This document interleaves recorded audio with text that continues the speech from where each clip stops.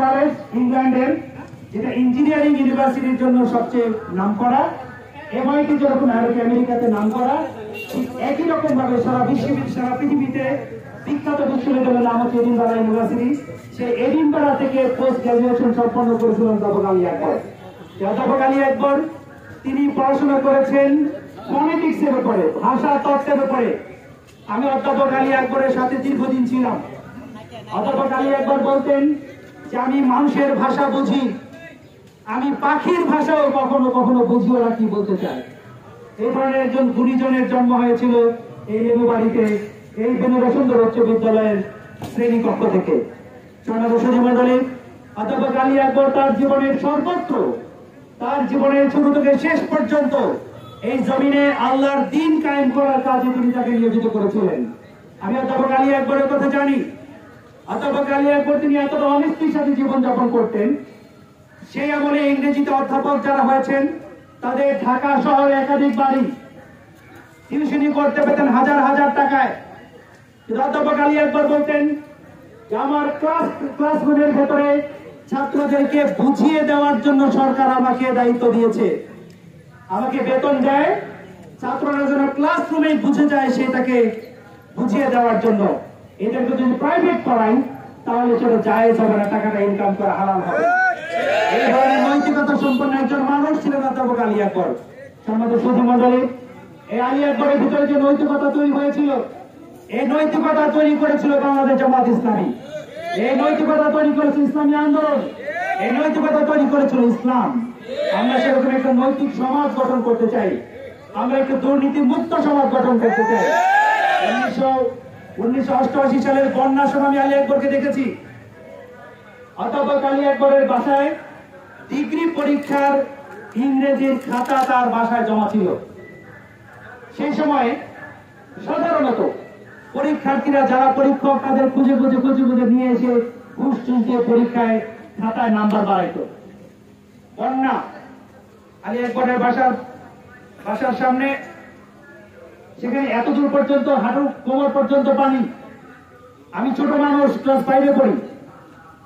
আমি এক ভদ্রলোক মিষ্টির 3-4টা বক্স নিয়ে দাঁড়ায় আছে। আমি গিয়ে কাকাকে বললাম যে কাকা, এক ভদ্রলোক আসছে মিষ্টি নিয়ে। তো কাকা বলতেছে যে কেমন বয়স হবে বলো তো দেখি।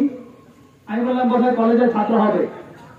এই কথা বলার সাথে সাথে তিনি বাঘের মতো চিৎকার দিচ্ছেন আমাকে, এবং তিনি আমাকে বলছেন শয়তান তাকে পানির মধ্যে দাঁড়ায় থাকতে দে, কেন আমার বাসায় মিষ্টি নিয়ে আসলো? ও কি বুঝে মিষ্টি নিয়ে অধ্যাপক আলী আকবরকে কেনা যায় না? অধ্যাপক আলী আকবরকে কেনা যায় নাই।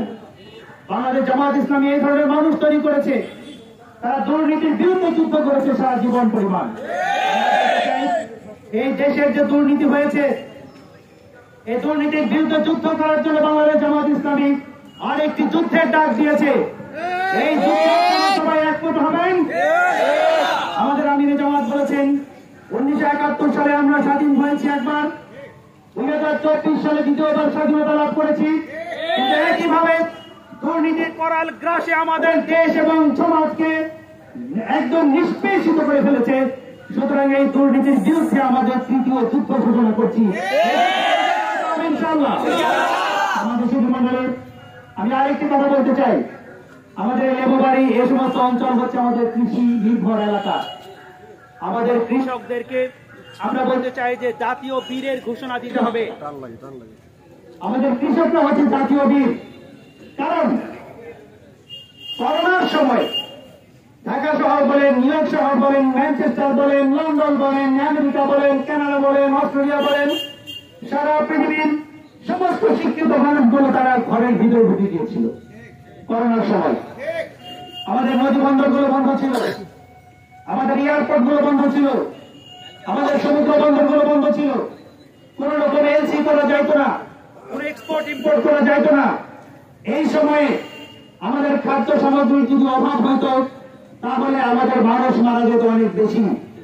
কিন্তু আমাদের শিক্ষিত মানুষগুলো ঘরের ভিতরে ঢুকে যাওয়ার পরেও আমার গ্রামের সাধারণ কৃষক ভাইটি এই করোনাকালীন সময়ে সে তার জীবনের মায়া করে নাই, সে মাঠে ময়দান গিয়ে ফসল ফলিয়েছে কিনা।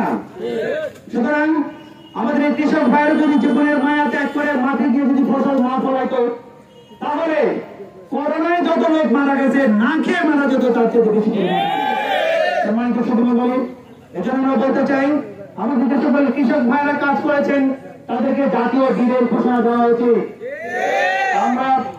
আমি ইংল্যান্ডে গিয়েছি, আমি লন্ডন শহরের পাশ দিয়ে যে নদী আছে এই নদীটার নাম হচ্ছে রিভার টেমস। এই টেমস নদীর উপরে 35টা ব্রিজ। কয়টা? 35টা ব্রিজ। আজকে ঢাকা শহরের মানুষ হচ্ছে 22 কোটি। প্রতি বর্গ কিলোমিটারে ঢাকা শহরে মানুষ বাস করে 3000। ঠিক একই রকম আমরা যদি পৃথিবীর অন্য কোন দেশের স্ট্যাটিস্টিক্স আপনাদের বলি, আমি কানাডাতে ছিলাম, কানাডার প্রতি বর্গ কিলোমিটারে মানুষ বাস করে 4 জন। কয়জন? 4 জন। আর ঢাকা শহরে প্রতি কিলোমিটারে মানুষ বাস করে 3000। রিভার টেমসের মতো আমার কালীবান্ধার উপরে লেবুবাড়ি ফুটাইলে যদি একটা ব্রিজ তৈরি হয় তাহলে একদম মান্তা খুস্তা পর্যন্ত ওই সমস্ত এলাকাতে ঢাকা শহরের মানুষেরা বাস করে এখান থেকে অফিস করতে পারবে।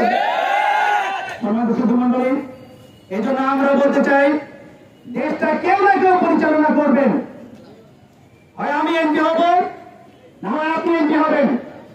যিনি এমপি হন, আমাদের লেবুবাড়িবাসীর একটা প্রাণের দাবি হচ্ছে এই জায়গাতে একটা সেতু করে দিতে হবে।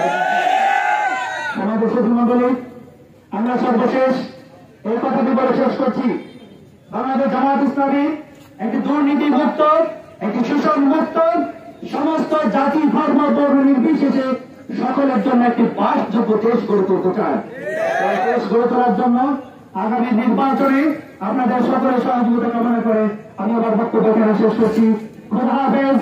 বাংলাদেশ জিন্দাবাদ। বাংলাদেশ জামায়াত ইসলামী জিন্দাবাদ।